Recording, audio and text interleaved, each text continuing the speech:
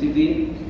আজ 26শে এপ্রিল 2024 খ্রিস্টাব্দ, 13ই বৈশাখ 1431 বঙ্গাব্দ, 16ই শাওয়াল 1445 হিজরি, অর্থাৎ শাওয়াল মাসের তৃতীয় জুমায় মহান আল্লাহ রাব্বুল আলামিন আমাদের সবাইকে বিভিন্ন রকম দুনিয়াবি ব্যস্ততা থেকে আড়াল করে নানান রকম অসুখ বিসুখ, রোগ শোক, বিপদ আপদ, বালা মুসিবত থেকে হেফাজত করে সপ্তাহের সর্বশ্রেষ্ঠ দিনে সপ্তাহের সর্বশ্রেষ্ঠ ইবাদত জুমার নামাজ আদায় করার লক্ষ্যে পৃথিবীর সবচাইতে পবিত্রতম জায়গা আল্লাহর ঘর মসজিদে আসার তৌফিক দিয়েছেন। সেই জন্য অন্তরে অন্তঃস্থল থেকে সেই রবের দরবারে তারই শেখানো বাক্যে কালিমাত শুকর আদায় করি, আলহামদুলিল্লাহ।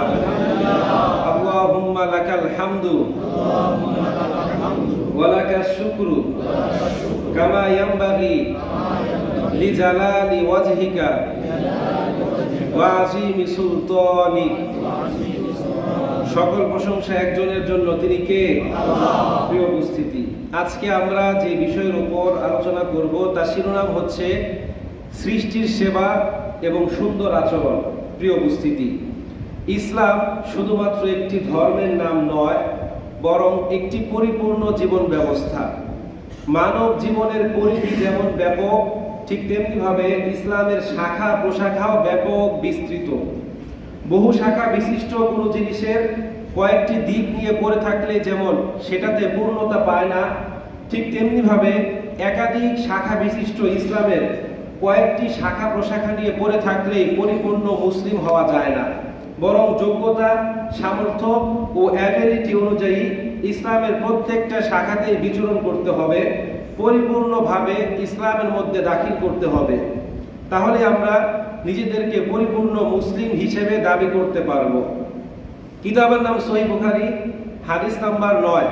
হাদিসের বর্ণনাকারী হযরত আবু হুরায়রা রাদিয়াল্লাহু তাআলা আনহু, তিনি বলেন, ক্বালা রাসূলুল্লাহ সাল্লাল্লাহু আলাইহি ওয়াসাল্লাম, আল ঈমানু বিদ'উ ওয়া সিত্তুনা শু'বা ওয়াল হায়াউ শু'বাতুম মিনাল ঈমান, আও কামা ক্বালা আলাইহিস সালাতু ওয়াসসালাম। রাসূল বলেন, ঈমানের শাখা প্রশাখা 60টিরও অধিক, তার মধ্যে লজ্জাশীলতা ঈমানের অন্যতম একটি অংশ। কিতাবের নাম সহিহ মুসলিম, হাদিস নাম্বার 35। হাদিসের বর্ণনাকারী হযরত আবু হুরায়রা রাদিয়াল্লাহু তাআলা আনহু, তিনি বলেন, ক্বালা রাসূলুল্লাহ সাল্লাল্লাহু আলাইহি ওয়াসাল্লাম, আল ঈমানু বিদ'উ ওয়া সাত্তুনা শু'বা ফাআফদালুহা কাওলু লা ইলাহা ইল্লাল্লাহ ওয়া আদনাহা ইমাতাতুল আযা আনিত তরিক, আও কামা ক্বালা আলাইহিস সালাতু ওয়াসসালাম। রাসূল বলেন, ঈমানের শাখা প্রশাখা 70টিরও অধিক, তার মধ্যে সর্বোত্তম হচ্ছে এই কথায় সাক্ষ্য দেওয়া যে আল্লাহ ব্যতীত কোনো মাবুদ নাই এবং মুহাম্মদুর রাসূলুল্লাহ সাল্লাল্লাহু আলাইহি ওয়াসাল্লাম আল্লাহর প্রেরিত বান্দা ও রাসূল। আর সর্বনিম্ন শাখা হচ্ছে ইমাতাতুল আযা আনিত তরিক, রাস্তা থেকে কষ্টদায়ক বস্তু সরিয়ে ফেলা।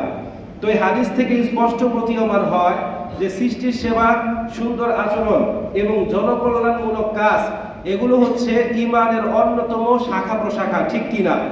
প্রিয় উপস্থিতি, আল্লাহ পাক রব্বুল আলামিনের রহমত, বরকত, দয়া, মায়া, করুণা, অনুগ্রহ পাওয়া সবচাইতে সহজ ও সংক্ষিপ্ত পথ হচ্ছে আল্লাহ পাক রব্বুল আলামিনের সৃষ্টির প্রতি সুনজর দেওয়া, বিশেষ করে মানুষের প্রতি সাহায্য, সহযোগিতা, সহমর্মিতা, কল্যাণ ও উপকারের হাত বাড়িয়ে দেওয়া।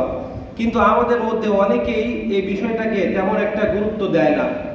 নামাজ, যাকাত, রোজা, হজ, যাকাত সম্পর্কে আমরা ন্যূনতম সচেতন হলেও সৃষ্টির সেবা, সুন্দর আচরণ, এর গুরুত্ব, তাৎপর্য, ফজিলত সম্পর্কে আমরা ঠিক ততটাই অচেতন, ঠিক কিনা? অথচ বিশ্ব মানবতার মুক্তির দিশারি মহাগ্রন্থ আল কুরআন এবং হাদিসে নববীর একাধিক জায়গায় রাসূল করিম সাল্লাল্লাহু আলাইহি ওয়াসাল্লাম সৃষ্টির সেবা এবং তার সাথে সুন্দর আচরণের কথা বলেছেন। প্রিয় উপস্থিতি, মানুষের শ্রেষ্ঠত্বের মূলে কি রয়েছে? বাহ্যিক চাকচিক্য, আকার আকৃতি, জ্ঞান, বুদ্ধি, টাকা পয়সা, ধন সম্পদ? যদি আপনাদেরকে প্রশ্ন করি, আপনারা কি উত্তর দিবেন? মানুষের শ্রেষ্ঠত্বের মূলের কারিগর হচ্ছে, 1 নম্বর কারণ হচ্ছে আল্লাহ পাক রব্বুল আলামিনের আনুগত্য। আমি একটা উদাহরণ দিলে আপনারা সহজেই বুঝতে পারবেন। এই পৃথিবীতে কোটি কোটি প্রাণী আছে, তার মধ্যে শুধুমাত্র 2টা প্রাণীর মৃত্যুর পরবর্তী জীবনে হিসেব নেওয়া হবে এবং পার্থিব জীবনের কর্মফলের উপর ভিত্তি করে পরবর্তী জীবনের চূড়ান্ত গন্তব্যস্থল নির্ধারণ করা হবে। এই 2টা প্রাণীর নাম কি? মানুষ এবং জিন। আল্লাহ বলেন, ওমা খলাকতুল জিন্না ওয়াল ইনসা ইল্লা লিয়াবুদুন, আমি জিন এবং ইনসানকে শুধুমাত্র আমার ইবাদতের জন্য সৃষ্টি করেছি। ঠিক কি না? কোন মানুষ যখন আল্লাহ পাক রব্বুল আলামিনের আনুগত্য করে, আল্লাহ পাক রব্বুল আলামিনের আদেশগুলোকে পালন করে, আল্লাহ যেই কাজগুলো থেকে বিরত থাকতে বলেছেন সেই কাজগুলো থেকে বিরত থাকে, শয়তানের পদাঙ্ক থেকে দূরে থাকে, মানুষের উপকার করার চেষ্টা করে, রাসূলের পদাঙ্ক অনুসরণ করে, তখন ওই ব্যক্তিকে বলা হয় সৃষ্টির শ্রেষ্ঠ জীব। ঠিক কি না? আর তখন ওই ব্যক্তির পার্থিব কর্মফলের উপর ভিত্তি করে পরবর্তীকালে তার জীবনের চূড়ান্ত সফলতা অর্থাৎ আল্লাহ পাক রব্বুল আলামিন তাকে জান্নাতুল ফিরদাউস দিয়ে দেন। ঠিক কি না? পক্ষান্তরে কোনো ব্যক্তি যখন আল্লাহ পাক রব্বুল আলামিন যে কাজগুলো বেশি বেশি করতে বলেছেন সেই কাজগুলো থেকে বিরত থাকে, যে কাজগুলো করতে বলেছেন সেগুলো থেকে বিরত থাকে, যে কাজগুলো করতে নিষেধ করেছেন ওই কাজগুলো বেশি বেশি করে, রাসূলের পদাঙ্ক বাদ দিয়ে শয়তানের পদাঙ্ক অনুসরণ করে, তখন মানুষ হলেও ওই ব্যক্তিকে আমরা সৃষ্টির শ্রেষ্ঠ জীব বলতে পারি না। ঠিক কি না? প্রিয় উপস্থিতি, আল্লাহ পাক রব্বুল আলামিনকে ভালোবাসার আগে তার সৃষ্টিকে ভালোবাসতে হবে এবং তাদের সেবা, সাহায্য, সহযোগিতা, সহকর্মিতা এবং তাদের প্রতি কল্যাণের হাত বাড়িয়ে দিতে হবে। সমাজের কোথাও কোনো প্রকার ঝগড়া, ফাসাদ, বিশৃঙ্খলা সৃষ্টি হলে সেখানে শান্তি প্রতিষ্ঠা করতে হবে। আশেপাশের কেউ অসুস্থ হলে তার সেবা শুশ্রূষা করতে হবে, তাকে দেখতে যেতে হবে। কেউ বিপদে পড়লে তাকে বিপদ থেকে উদ্ধার করার চেষ্টা করতে হবে। মাসলুম ব্যক্তির দিকে সাহায্যের হাত প্রসারিত করতে হবে। আশেপাশের প্রতিবেশীদের মধ্যে কেউ মারা গেলে তার জানাজার নামাজে শরীক হতে হবে। এই যে কাজগুলোর কথা বললাম এগুলো সম্পর্কে একাধিক হাদিস বর্ণিত হয়েছে। কিতাবের নাম সহিহ বুখারী, হাদিস নাম্বার 6022। হাদিসের বর্ণনাকারী হযরত মুসা আশআরী রাদিয়াল্লাহু তাআলা আনহু, তিনি বলেন, ক্বালা রাসূলুল্লাহ সাল্লাল্লাহু আলাইহি ওয়াসাল্লাম, আলা কুল্লি মুসলিমিন সাদাকা, ক্বালু ফাইন লাম ইয়াজিদ, ক্বালা ফায়া'মালু বিয়াদিহি ফায়ানফা'ু নাফসাহু ওয়া ইয়াতাসাদ্দাকা, ক্বালু ফাইন লাম ইয়াফআল, ক্বালা ফায়ু'ইনু যাল হাজাতিল মালহুফ, ক্বালু ফাইন লাম ইয়াফআল, ক্বালা ফায়া'মুরু বিল মা'রুফ, ক্বালু ফাইন লাম ইয়াফআল, ক্বালা ফায়ুমসিকু আনিশ শাররি ফাইন্নাহু লাহু সাদাকা, আও কামা ক্বালা আলাইহিস সালাতু ওয়াস সালাম। রাসূল বলেন, আলা কুল্লি মুসলিমিন সাদাকা, প্রত্যেক মুসলিমের উচিত কিছু না কিছু সাদাকা করা, জনকল্যাণমূলক কাজে অংশগ্রহণ করা, মানুষের উপকার করা। তখন উপস্থিত সাহাবা কেরাম বললেন, লিমাল্লাম ইয়া রাসূলুল্লাহ, ইয়া রাসূলুল্লাহ, ফাইল্লাম তাজিদ, যদি তার সক্ষমতা না থাকে, অর্থাৎ দান করার মতো, সাদাকা করার মতো যদি তার কোনো সক্ষমতা না থাকে তাহলে তার ক্ষেত্রে কি বিধান? এই হাদিসটা শুনলে বুঝতে পারবেন যে সাহাবা কেরামদের প্রশ্ন এই উম্মার জন্য, জাতির জন্য কতটা কল্যাণকর। তারাও ধর্মের বিভিন্ন বিষয়ে প্রশ্ন করত, আমরাও প্রশ্ন করি। তাদের প্রশ্নগুলো ছিল যৌক্তিক, তাদের প্রশ্নগুলো আমাদের ঈমানকে পাকাপোক্ত করে, মজবুত করে, আর আমাদের প্রশ্নগুলো আমাদের ঈমানকে সন্দেহ সৃষ্টি করে, ঈমানকে নষ্ট করে। তো তখন সাহাবা কেরাম বললেন, ইয়া রাসূলুল্লাহ, যদি দান সদকা করার মতো তার কিছু না থাকে তাহলে ওই ব্যক্তির জন্য বিধান কি? তখন রাসূল বললেন, ফায়া'মালু বিয়াদিহি ফায়ানফা'ু নাফসাহু ওয়া ইয়াতাসাদ্দাকা, ওই ব্যক্তি নিজ হাতে উপার্জন করবে এবং ওই উপার্জিত জিনিস দ্বারা সে নিজে উপকৃত হবে এবং মানুষের উপকার করার চেষ্টা করবে। তখন সাহাবা কেরাম বললেন, ফাইন লাম ইয়াফআল, ইয়া রাসূলুল্লাহ, ওই ব্যক্তি যদি নিজ হাতে উপার্জন করতে না পারে তাহলে তার জন্য বিধান কি? রাসূল বললেন, ফায়ু'ইনু যাল হাজাতিল মালহুফ, ওই ব্যক্তি বিপন্ন ব্যক্তিকে, বিপদগ্রস্ত ব্যক্তিকে সাহায্য সহযোগিতা করার চেষ্টা করবে।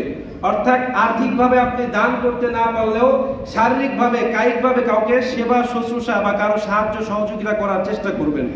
তখন সাহাবা কেরাম বললেন, ফাইন লাম ইয়াফআল ইয়া রাসূলুল্লাহ, ইয়া রাসূলুল্লাহ, ওই ব্যক্তি যদি এটাও না পারে, অর্থাৎ কাউকে সে শারীরিকভাবে, কায়িকভাবে সাহায্য সহযোগিতা করতে পারছে না, তখন রাসূল বললেন, ফায়া'মুরু বিল খায়র, তাহলে ওই ব্যক্তি মানুষকে সৎ কাজের আদেশ দিবে। সাহাবা কেরাম বললেন, ইয়া রাসূলুল্লাহ, কোন ব্যক্তি যদি কাউকে সৎ কাজের আদেশও নাও দিতে পারে, এখন বলেন তো সবাই কি সৎ কাজের আদেশ দিতে পারে? একটা মুচির কাছ থেকে কেউ কখন উপদেশ শুনবে? তাহলে তো ওই ব্যক্তি এটা থেকে বঞ্চিত হলো। ঠিক কিনা? তো রাসূল কারীম সাল্লাল্লাহু আলাইহি ওয়াসাল্লাম বলেন, ফায়ুমসিকু আনিশ শাররি ফাইন্নাহু লাহু সাদাকা, চিৎকার মেরে বলেন সুবহানাল্লাহ। রাসূল বলেন ওই ব্যক্তি যদি কাউকে সৎ কাজের আদেশ করতে না পারে তাহলে সে মানুষের অকল্যাণ করা থেকে নিজেকে বিরত রাখবে, ফাইন্নাহু লাহু সাদাকা, আর এটাই হচ্ছে তার জন্য সাদাকা। জোরে বলেন সুবহানাল্লাহ। প্রিয় উপস্থিতি, কিতাবের নাম সহিহ মুসলিম, হাদিস নাম্বার 2699।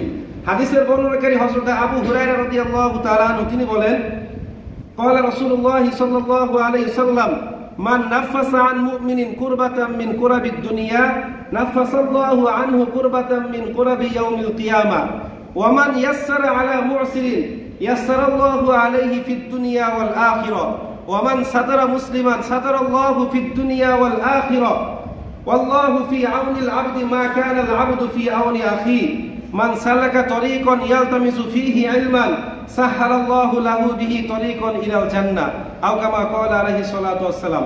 রাসূল বলেন, মান নাফাসা আন মুমিনিন কুরবাতাম মিন কুরাবিদ দুনিয়া, যখন কোনো মুমিন ব্যক্তি অন্য কোনো মুমিন ব্যক্তিকে কোনো প্রকার দুনিয়াবি বিপদ আপদ বালা মুসিবত থেকে রক্ষা করার চেষ্টা করে, হেফাজত করার চেষ্টা করে, নাফাসাল্লাহু আনহু কুরবাতাম মিন কুরাবি ইয়াউমিল কিয়ামা, কিয়ামত দিবসে ওই কঠিন মুসিবতের দিন আল্লাহ পাক রব্বুল আলামিন এর বিনিময়ে ওই ব্যক্তির বিপদ আপদ বালা মুসিবতকে দূর করে দিবে। জোরে বলেন সুবহানাল্লাহ।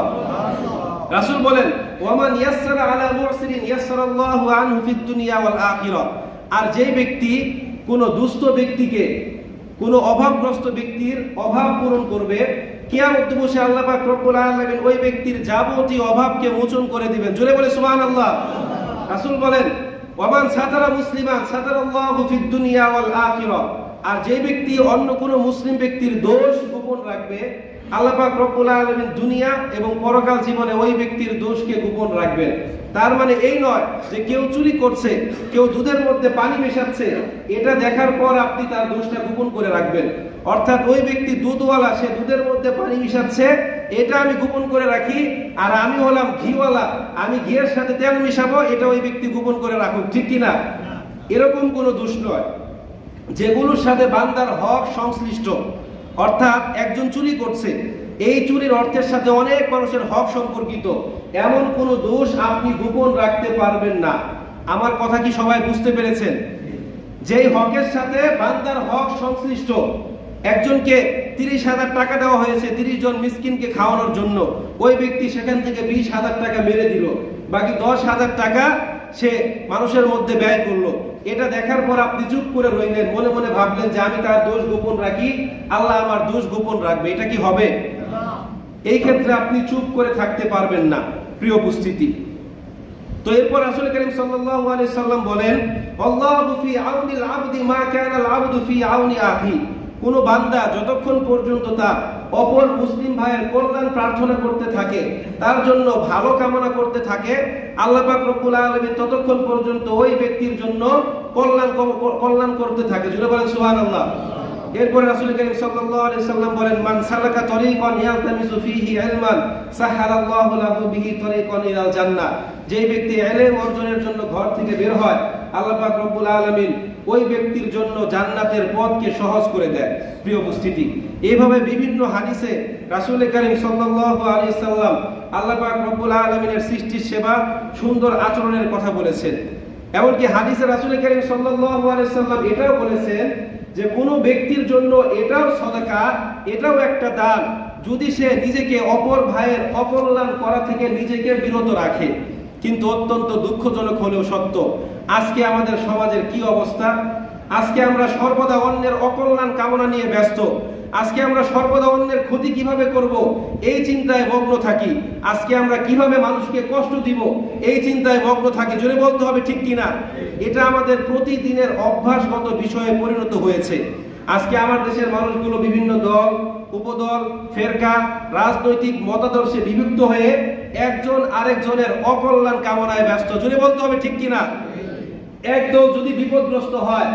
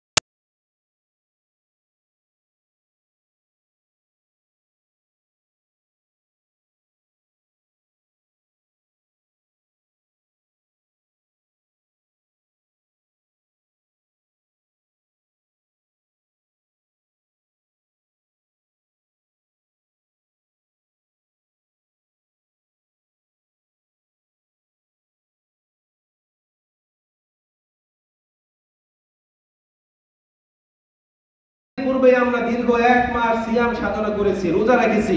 একজন ব্যক্তি বলতে পারবেন যে আমার রোজা কবুল হয়েছে? কেউ বলতে পারবেন?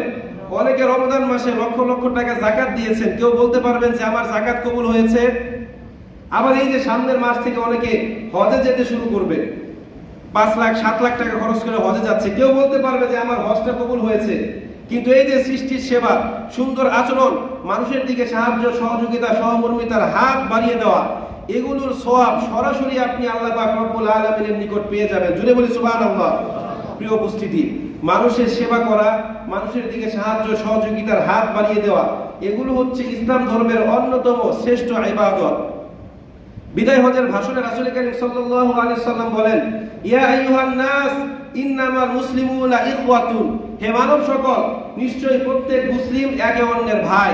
সুতরাং কোন মুসলিম ব্যক্তির জন্য অপর মুসলিম ব্যক্তির জান, মাল, অর্থ, সম্পদ, মান, সম্মান এগুলো হরণ করা হারাম, যেমনি ভাবে আজকের এই দিনটি তোমাদের জন্য হারাম।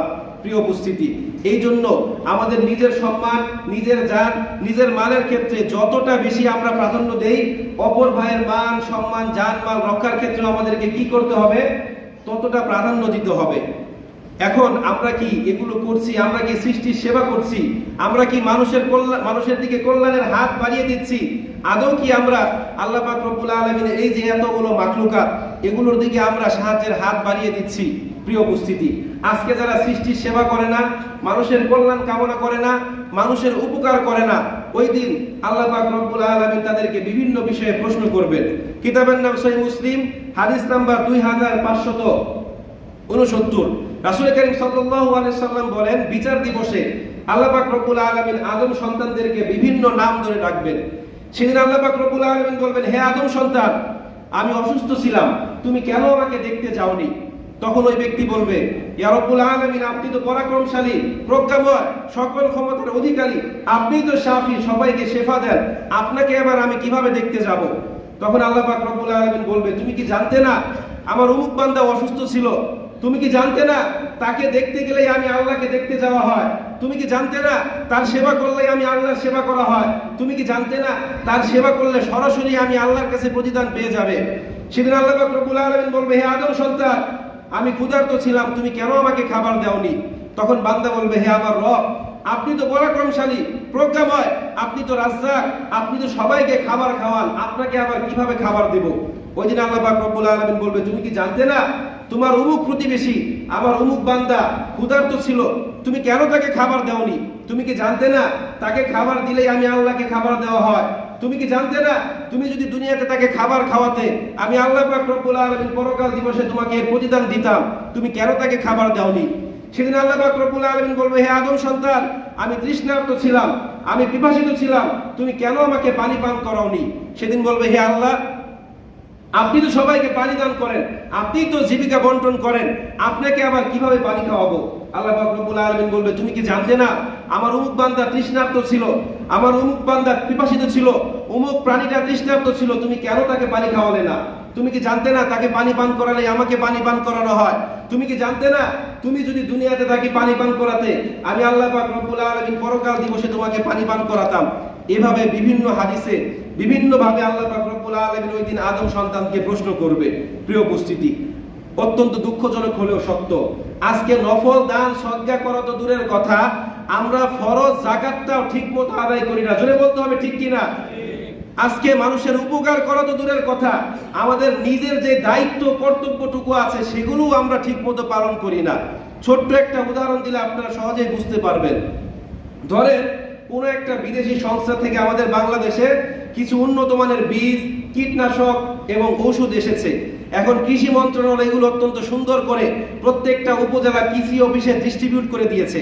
এখন তাদের দায়িত্ব হচ্ছে কি, এগুলো প্রান্তিক কৃষকদের নিকট বিতরণ করা, ঠিক কিনা? কিন্তু আদৌ কি তারা এগুলো করে? জোরে বলতে হবে, তারা কি এগুলো করে? কৃষকরা এগুলো আনতে গিয়ে পায়ের জুতা ক্ষয় করে ফেলে, তারপরে বীজ, কীটনাশক, সার তারা পায় না। জোরে বলতে হবে, ঠিক কিনা?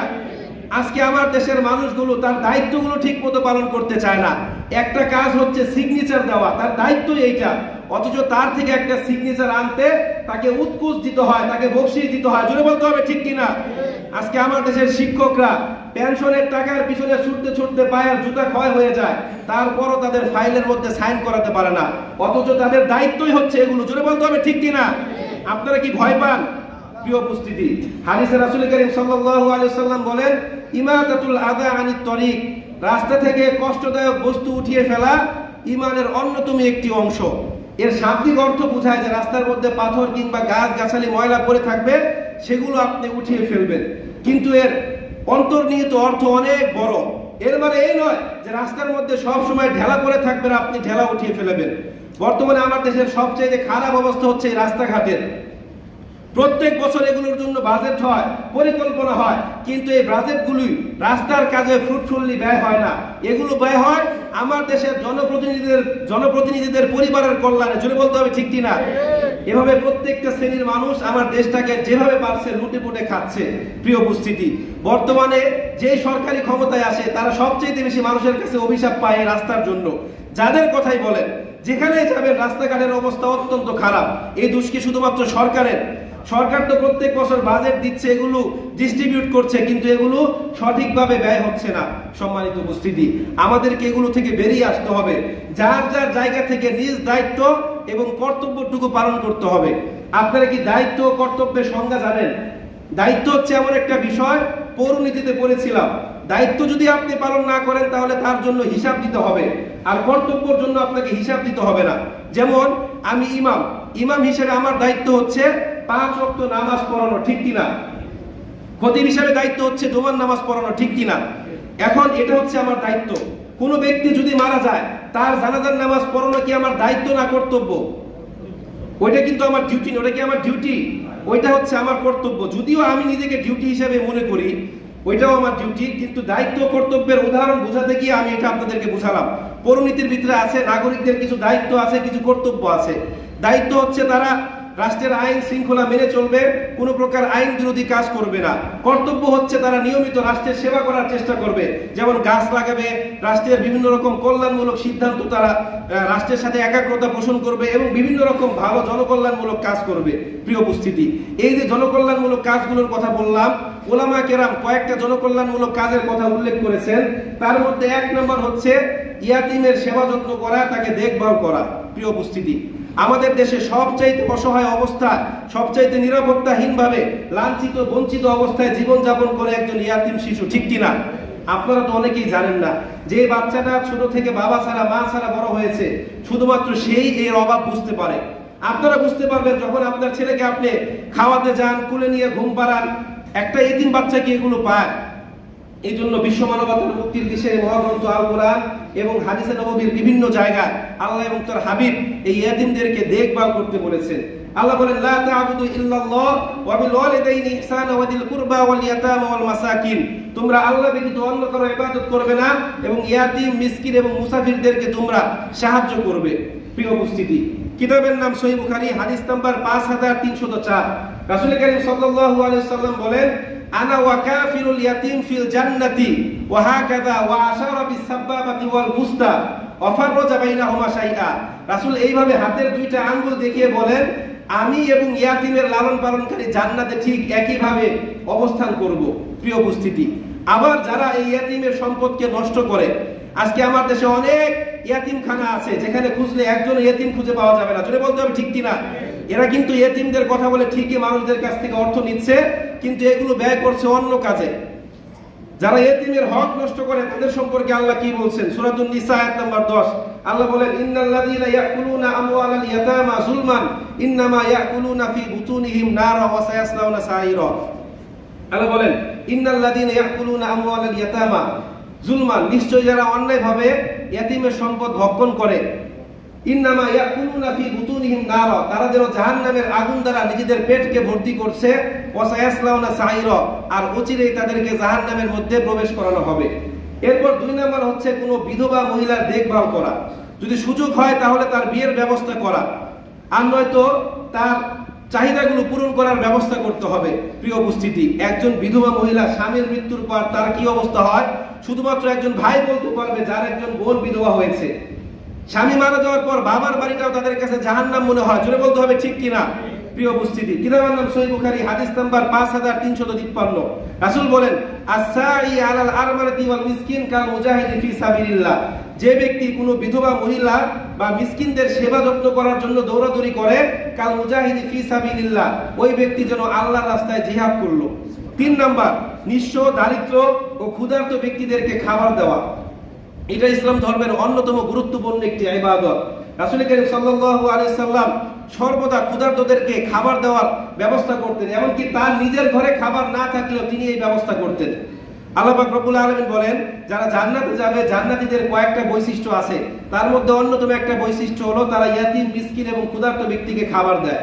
সূরাতুদ দাহর আয়াত নম্বর 8 এবং 9 আল্লাহ বলেন, ওয়া ইউতিমুনা আত-তাআমা আলা হুব্বিহি মিসকিনা ওয়া ইয়াতীমা ওয়া আসীরা ইন্নামা নুতইমুকুম লিওয়াজহিল্লাহি লা নুরিদু মিনকুম জাযাআ ওয়ালা শুকুরা।